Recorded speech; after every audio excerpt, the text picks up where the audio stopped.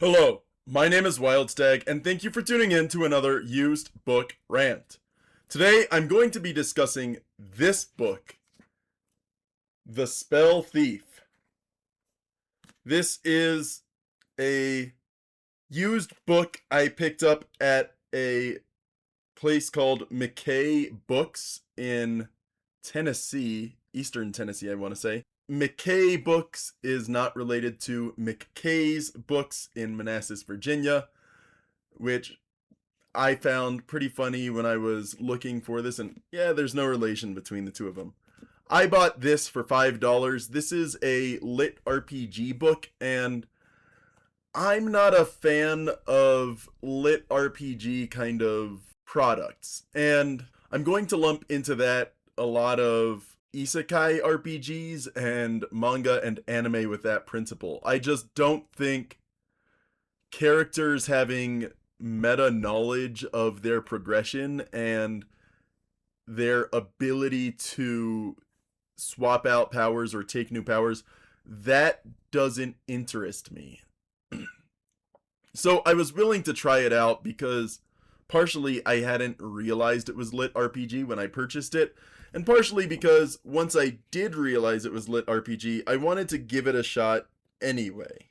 Technically, it's not even lit RPG in the sense of like a standard RPG, but it describes itself with this as the final paragraph on the back cover.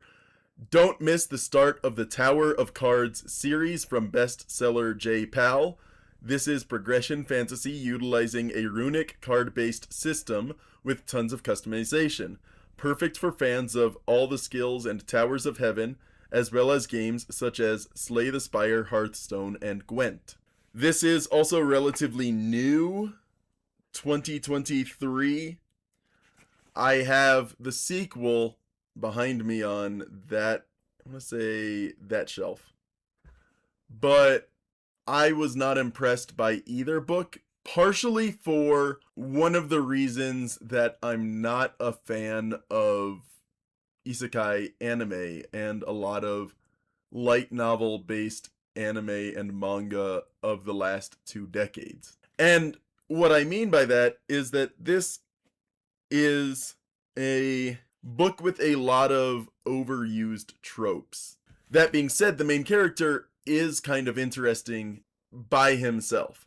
So the setting is that in the 18th century, a mysterious tower showed up off the coast of Bangladesh, somewhere kind of nestled between India, Bangladesh, and Southeast Asia. And in that ocean, it showed up, and a bunch of monsters started coming out of the top of the tower and were difficult to kill. Just about every civilization that encountered them did push them back.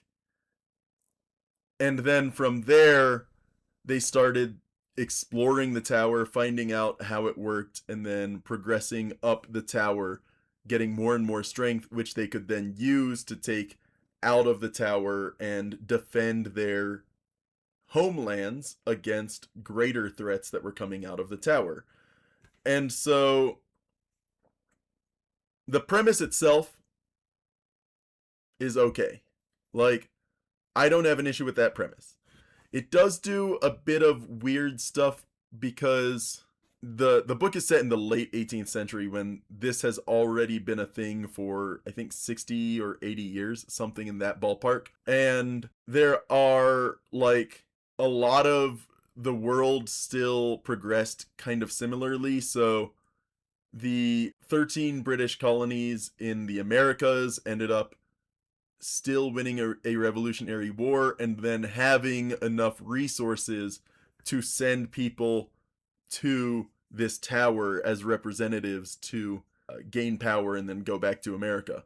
The French Revolution, I think, happened prematurely, and so the French that are there are a lot of non-royal French. And so there are some aspects of this that are a bit unusual, anachronistic, but also some parts that are very understandably changed. Just about every major government at the time has representatives that are at the base of the tower and exploring it. And at the base of the tower would be ocean, but so much has been built up around it, like a floating dock city, that there's a lot of places you can walk around. There's mansions, there's almost islands built up, that kind of thing. The main character then is named Dia Sen, and his mother is dead.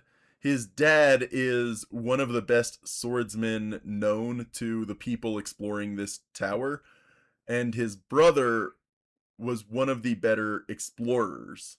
But his brother went missing and was effectively the fall guy for one of the powerful clans operating in the tower.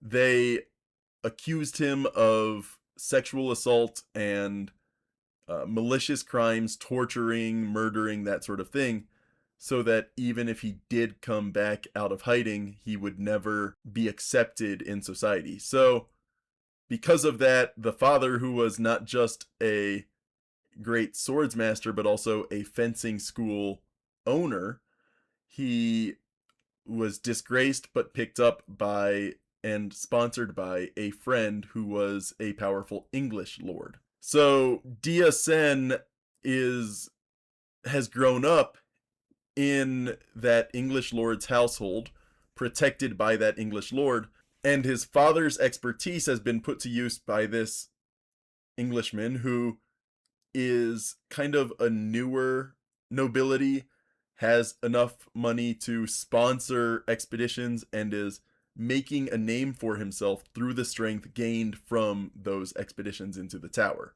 Now, with all of that, Dia Sen is effectively the not disposable, but not as important member of the group. The group, I guess there's age limits to participation in the tower, but even so, everyone in this group is waiting for their first ability, which you get abilities through feats of daring or of skill or of strength or that sort of thing. The English lord's two sons, and he has three kids, and so it's in order: a son, a daughter, and then another son. The three of those kids and a servant's son and Dia Sen are sent into the tower. The servant's son is big and strong, and so he isn't as expendable in their consideration. Dia Sen is sent out as the scout and the map maker for their group. And what he does is at one point kind of arrange for the whole group to get their abilities.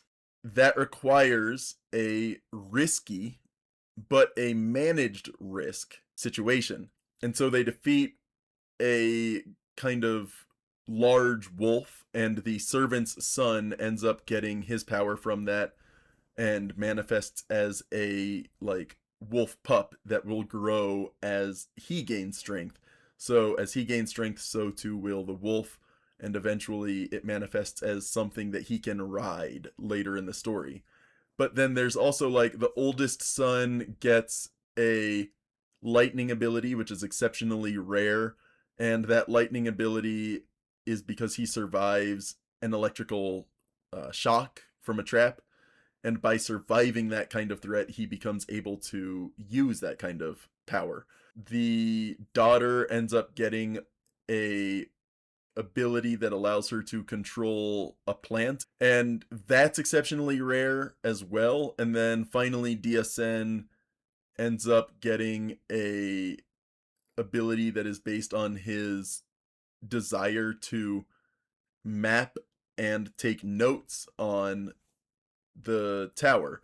So in a way, it's almost like, to use like Dungeon Meshi, which is one of these kinds of stories kind of done well. In Dungeon Meshi, there's not really a meta knowledge of character progression in the same way that this does. But if like in Dungeon Meshi, Laios had gotten powers because he was taking notes on all the monsters in the dungeon, that would be kind of akin to what DSN gets. And that is, once again, it's an interesting ability. What he effectively does is he has a book and a magic ink pen, and that magic ink pen gets ink from the blood of defeated foes, and then he can use that ink to write new abilities or copy abilities. So it's a blatantly overpowered kind of ability. Even from the get-go, it is just ridiculously strong, and it's framed in the narrative as like, oh, it's a really weak ability because it's a tool based ability, and those are always the weakest. And also, it's the weakest because it's limited by what space and time you have to adjust, and you need to be really intelligent to use it well. It's basically how wizards in D&D operate. They are powerful not because they're tough and strong, but because they have a lot of spells per day and can prepare many kinds of spells per day that they can prepare and change the conditions of any fight based on the spells they prepare for that day. And that's what DSN has in his ability. And then the youngest son gets a more toxic plant ability.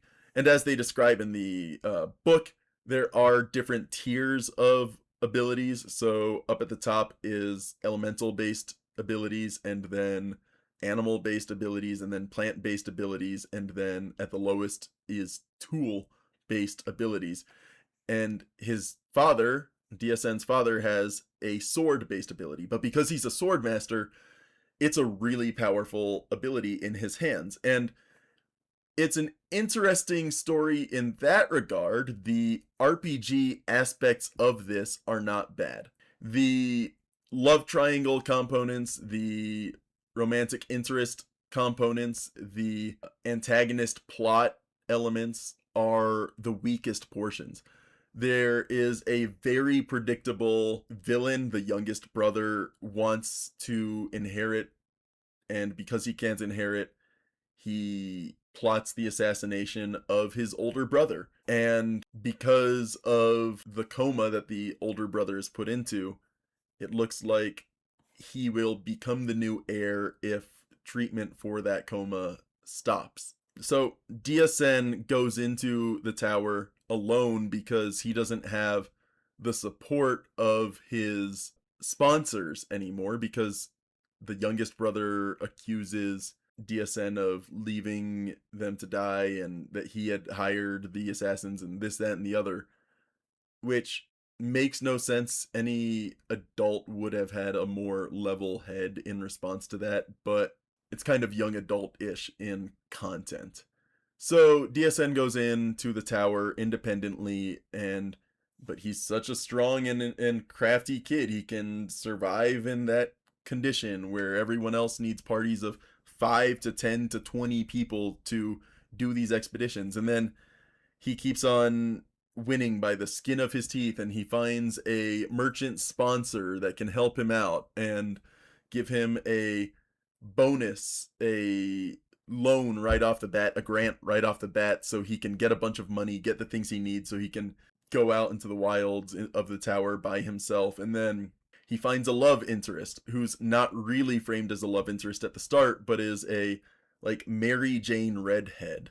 And oh, look at this, they have to be, because they only have one sleeping bag and it's cold, look at them spooning now or cuddling and such. And like, there are so many contrived aspects. It just feels incredibly juvenile, self-insert, and boring, sophomoric almost.